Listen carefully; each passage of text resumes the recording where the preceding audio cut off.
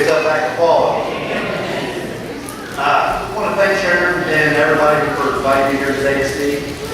When she called me and asked me to do it, I kind of wondered why she picked me to do it.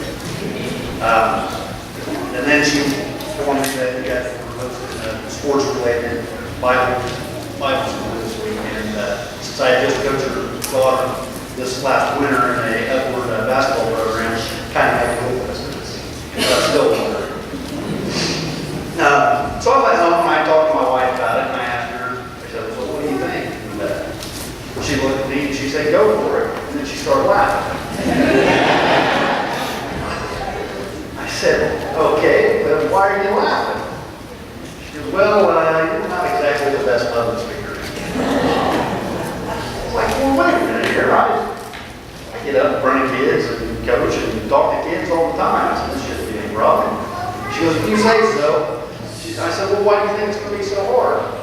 She goes, well, you're better with the kids because you're closer to their maturity. A little background on me, like Sharon said, I coach a lot of things. Coaching has been a big part of my adult life. I've coached pretty much year-round from Little League baseball to basketball to paddle, middle school football. For the last 18 years, I've been working for Chrysler also. In 2010, I was forced to move from the transmission plant to the casting plant. And when I got forced to move to the casting plant, I didn't accept that real well. Because when I was forced to move, they took all my seniority away from me. And with coaching being such a big part of my life, I knew I was going to get stuck on second shift and I was going to miss out on so much coaching.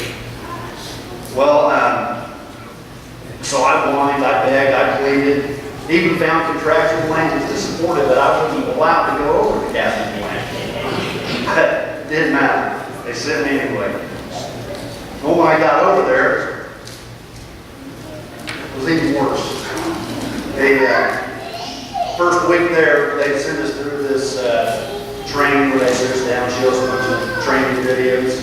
And as we're sitting in there, the safety guy comes in. Let me change out the video real quick. The very first day, said, I've got to go and attend an accident. The guy just got hit by a fork truck. I'm like, okay. Second day, we're in there watching videos, and he comes in and goes, I need to change this out real quick. I got to attend to a guy who just got his finger cut off. I'm like, wow. 2 days, 2 accidents. The third day, we're sitting there, and same thing. He comes in and he says, I got to change this out again. The guy was walking up on the furnaces and he stepped through one of the ceramic heat-resistant plates they put, and his foot went down into the molten metal. I'm sitting there thinking, holy cow, what have I got myself into? What's God done to me? What did I do to make him mad? Now, and that was the first week. I didn't know what to think. You know, got out on the floor, started working. The heat was unbearable. Work was hard and obviously a lot more dangerous. The overtime rules benefited most senior people. It was a lot different than the transmission plant. And with me being new and getting my seniority taken away from me, starting over day one, I didn't have any seniority, so I was clear at the bottom. Well, the Apostle Paul went through a great deal of hardships that he just basically dealt with. However, in 2 Corinthians 12, 7 through 10, he begged God for help. He said, therefore, in order to keep me from becoming conceited, I was given a thorn in my flesh, a messenger of Satan to torment me. 3 times I pleaded with the Lord to take it from me. But he said to me, my grace is sufficient for you, for my power is made perfect in weakness. Therefore I will boast all the more gladly about my weaknesses, so that Christ's power may rest on me. That is why, for Christ's sake, I delight in weaknesses, in insults, in hardships, in persecutions, and difficulties. For when I am weak, I am strong. God knew Paul went through a lot. But he basically told him that his grace was good enough, that he would, through his grace, he would help him endure and appreciate those thorns that he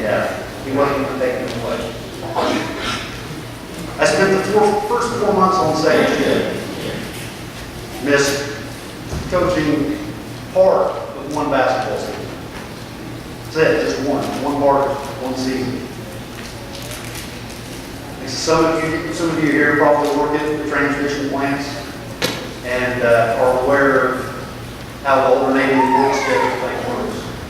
Well, if I would have been forced to move against my will, I would have been stuck on one of those crews where I would have been able to coach at all. So we don't know God's plan or His will. We as Christians just need to learn to trust in Him.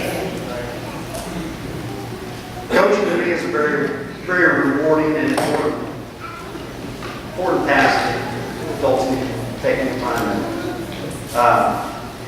So much more than teaching kids to play how to play a game. Kids, they get to experience a lot through sports. And we as coaches step up and be the role models for them. Some kids I have coached didn't have father figures in their life.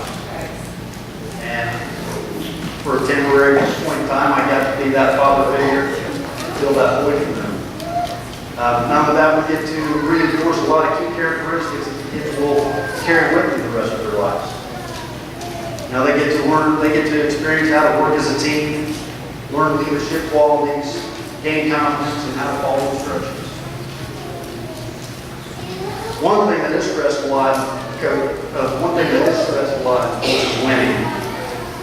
And winning is important, as long as it's taken in the right context.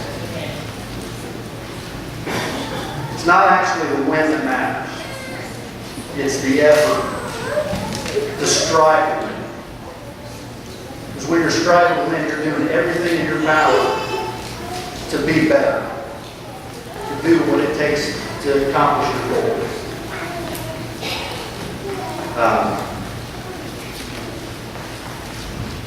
Some of my most proudest moments as a coach have come in when our teams have actually lost.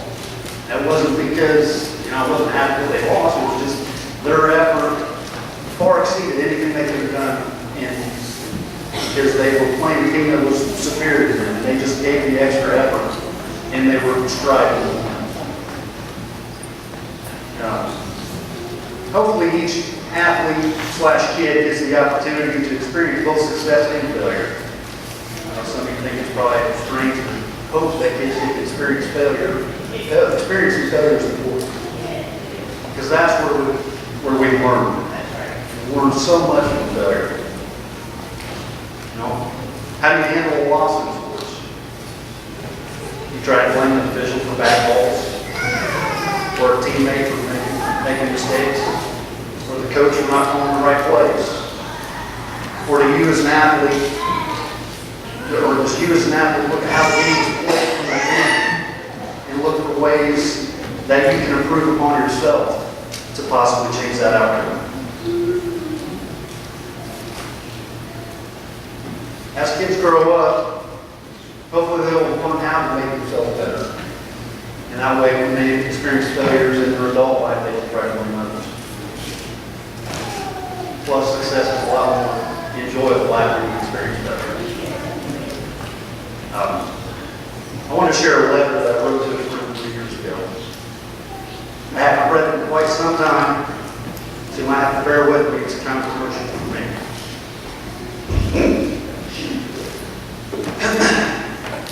I've been coaching youth sports for a few years. This experience has touched my heart greater than any previous coaching experience. I started as a t-ball coach for my son BJ when he was 4 years old. He was on his team, and naturally Mo wanted to help. Mo had such a passion for sports, and especially for his son. So Mo and I coached t-ball together for 2 years. When football season came around, BJ and Keith were on the same team again, and once again Mo wanted to help. My third season as a t-ball coach, Keith and Mo moved up to rookie league, so I was left without Mo's help. Keith and BJ had become really good friends over this time, and Mo told me he was going to get BJ over his rookie league team the following year. Late in that second season of football, Mo, however, started to have health problems. Shortly thereafter, he was diagnosed with an incurable cancer. When baseball season started to come around that next year, Mo was unsure how he was going to be able to handle running a team while going through the trials and tribulations of cancer treatment. So he asked for me to take over the team. And he would just help out as much as he could. Our record that year was 2-13. So I guess struggle is an understatement. But Mo persevered. He rarely missed a practice and never again. Even with all the extra things going on in his life. The following season was football again, and it was our third together. We had a strong season, but I started to notice some changes in Mo. He was getting tired a little more during practices, but the real change was something different. I started to notice his passion for God and of greater things to come. He even started leading our team in prayer before games. Mo and I spent countless hours talking about our kids and their sports. He was so proud of all the accomplishments Ken had and was looking forward to what the future held for him. From his first hit at T-ball to throwing a touchdown pass in the flag championship football game. As baseball season started to get close this year, like I said, this was about 3 years ago, most conditions got worse. And I came to the realization that this was the first time in 7 seasons that our boys were on the same team that Mo would not be able to help. I knew he wasn't going to be able to make it to all practices, but I prayed that he would be able to see Ken play one last season. I would go by and pick Ken up for practice or drop him off, and sometimes both. Knowing Mo's passion for Ken and for our team, I always kept him updated on the progress whenever I stopped by before or after those practices. On the Saturday before opening day, April 18th, 2009, we had a picture there. Mo wanted to be a part of it despite his health issues. He come to pictures and he even joked with one of the boys saying, "Hey Tanner, I'm back." Just had enough Mo to understand that. It was great to see him there, but after seeing him, I realized that he probably wouldn't make it through the whole season. So I prayed to God to let him at least get a chance to see Ken playing safety, play some this season. Following Wednesday, 3 days before opening day, Mo fell at home and he was taken to the hospital. His health was getting worse rapidly. The next day I went to the hospital praying for a miracle to at least let Mo see one more game. While I was at the hospital, I started to come to grips with the fact that that was not going to happen. As he lay there in the hospital bed, he was jerking and reaching for things that were not there.